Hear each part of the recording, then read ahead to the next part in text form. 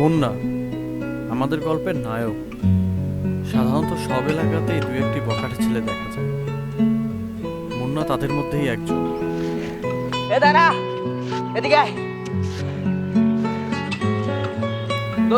জিকু মুন্নার খুব কাছের ছোট ভাই।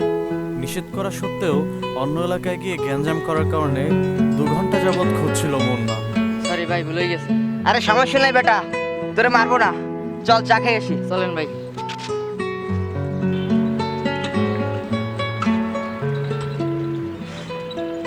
মামা একটা চা দাও তো। ভাই একটা চা আপনি খাইবেন না ভাই?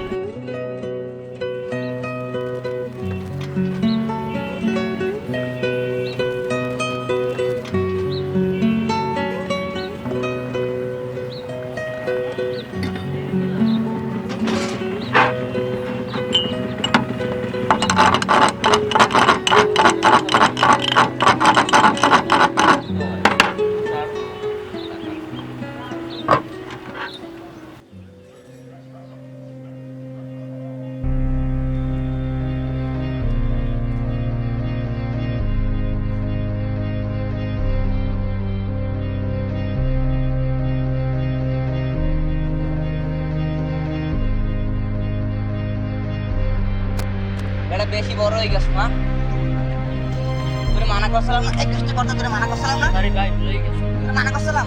জি ভাই।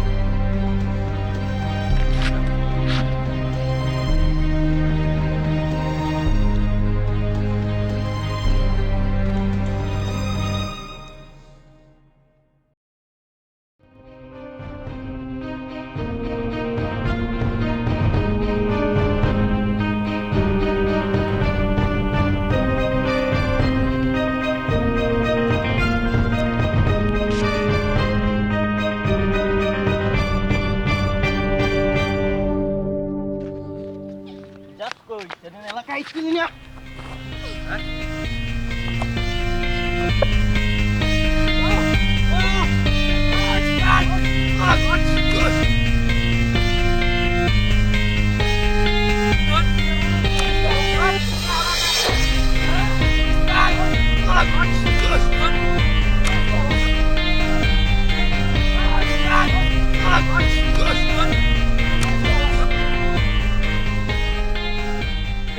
ও তোদের টাকাটা দিয়ে নে, দাঁড়া।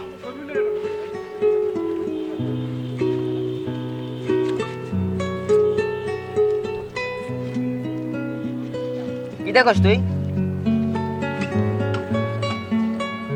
ভাই আমার দাদার বন্ধু, সে তার আমলে নাকি সেই ডেঞ্জারাস ছিল, ক্যান্সারে মারা গেছে, কিন্তু মরার আগে অবশ্য ভালোই গেছিল।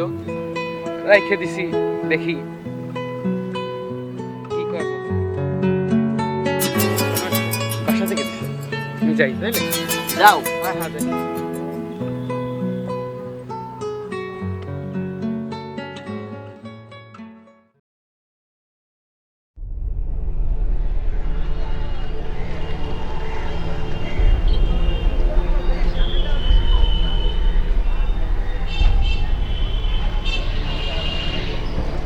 ভাইয়া আপনার সাথে কিছু কথা বলতে পারি? জামাল বা তাড়াতাড়ি বলো। আপনার সাথে একটু পরিচিত হতে পারি? বাম হাত না ভাইয়া, ডান হাত।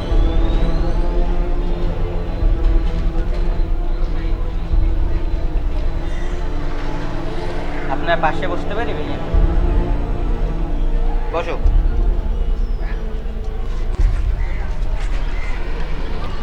আচ্ছা ভাই, কি করতেছো? এই যে এটা কি? দূর মেয়ে, তুমি তো মোবাইল হাত দাও কেন? ভাই এমনি আমি কখন দেখি নাই তো, এই জন্য দেখতেছি এটা। আপনাকে সেদিন দেখলাম মাঠে বাজে ছেলেরাতে মিশে মারামারি করতেছেন, এসব কি ঠিক ভাইয়া?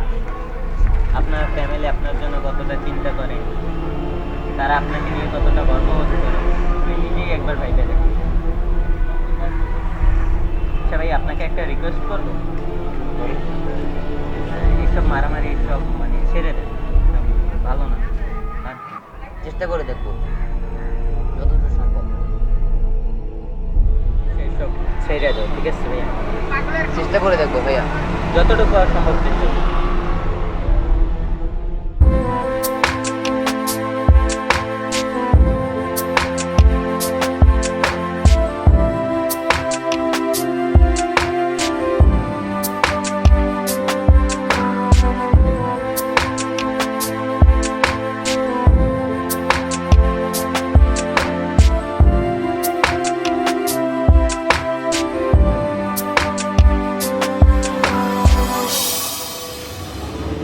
কেমন আছো?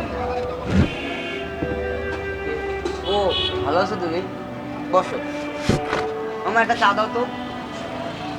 মামা এইমাত্র চা দিলেন, আর একটা চা লাগবে। রাকিব মামার চায়ের দোকান। মুন্নার যখন খুব বেশি মন খারাপ থাকে তখন এই মামার দোকানে এসে একা একা বসে বসে চা খায় আর মোবাইল চাপে।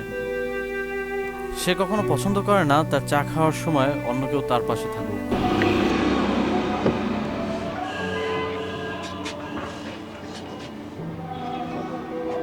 তারপর কি করবো? নিজে চেঞ্জ করছো না এখন আগের মতোই আছে? নিজেকে চেঞ্জ করলে সবাই তোমার কাছে আসবে, সবাই তোমাকে ভালোবাসবে। এই তো কথা। চা খাও। তো আজকে উঠি। দাঁড়াও, তোমার নামটাই তো জানা হলো না। কি নাম তোমার? আশিক। আশিক। আসবে।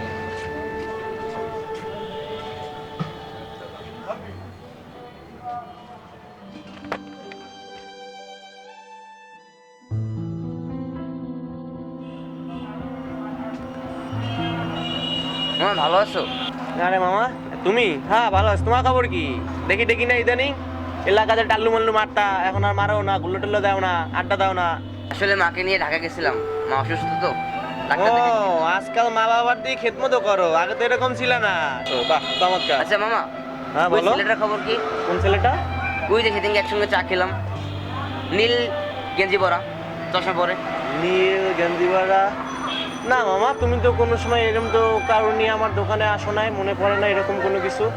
ওই যে সেদিনকে মামা একসঙ্গে চা খেলাম, নীল শার্ট পরা, নীল গেঞ্জি পরা, সরি গেঞ্জি পরা, চশমা পরে। আমার সেদিনই হবে, আমার সেদিনই। না না, তুমি আমার দোকানে তো একাই সবসময় চা খাইতে, তুমি তো কারোর সাথে আনো না। এরকম তো কেউ। সেদিনকার কোন দিন? রবিবার দিন ছিল নাকি? ওই যে আমি বলতেছি আশিক, হ্যাঁ আশিক, আশিক। রবিবার দিন? হ্যাঁ রবিবার। না না, তুমি তো ওই জায়গায় বসা ছিল, ওই জায়গাটা বসা ছিল না? ওই না, না, জায়গায় আমি যে ছিলা? বললাম আশিক নামে একটা ছেলে, মানে লাস্টে ডাক দিলাম, তারপর নাম জিজ্ঞেস করলাম, লাস্ট মানে যখন উঠছিল তখন নাম জিজ্ঞেস করলাম না, তুমি দেখছিলে না? তুমি কি পাগল টাগল? সেদিনকে দেখলাম তো মাথা খারাপ হয়েছে, একা একা কথা বলো, 2 কাপ চা চাইলা। মানে ওই ছেলেটা ওই যে চশমা পরে, সাইজ মানে আমার সাইজেরই হবে, মানে আমার সাইজেরই হবে, এই এরকম চশমা পরে, নীল গেঞ্জি পরা। না মামা, চুলগুলো তোমার কোঁকড়ানো। তোমার কথা বলিতেছে, এরকম কোনো কিছু না। তুমি সত্যি ওই ছেলেটাকে দেখো নি? সত্যি? আরে তুমি কি কিছু হয়েছে তোমার? তোমার গেছে, মাথা গেছে? ট্রিটমেন্ট করাইও, মাথায় ট্রিটমেন্ট করাইও। যাও যাও, আমার একটু সময় দাও, যাও যাও। কেউ ছিল না সেদিন। তুমি প্লিজ একটা রিয়েলি কথা বলো, ছেলেটা সত্যি তুমি দেখো নি?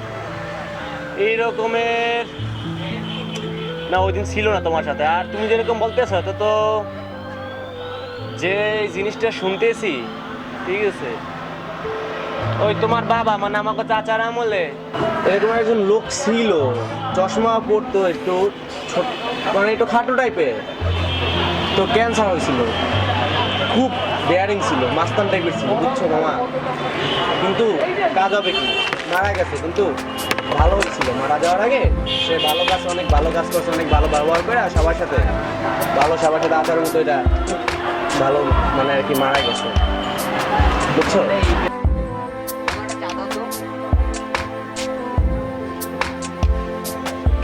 এই মাত্র আপনি একটা চা নিলেন, না ভাই চেষ্টা করতি? বন্ধু আসছে না?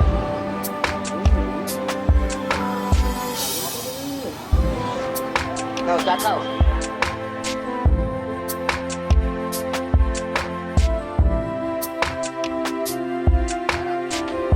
তোমার নামটা তো জানা হলো না। কি নাম তোমার? ও আশিক। আচ্ছা ভালো থেকো।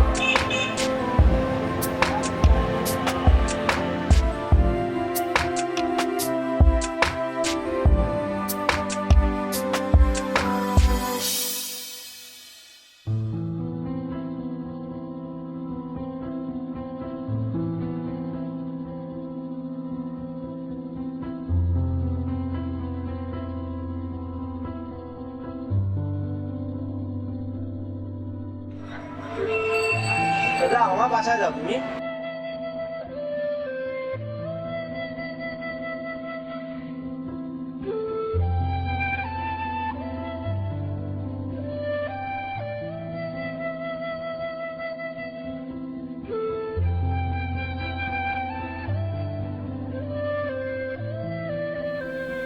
এরপর থেকে আর আশিকের সাথে কখনোই মুন্নার দেখা হয়নি।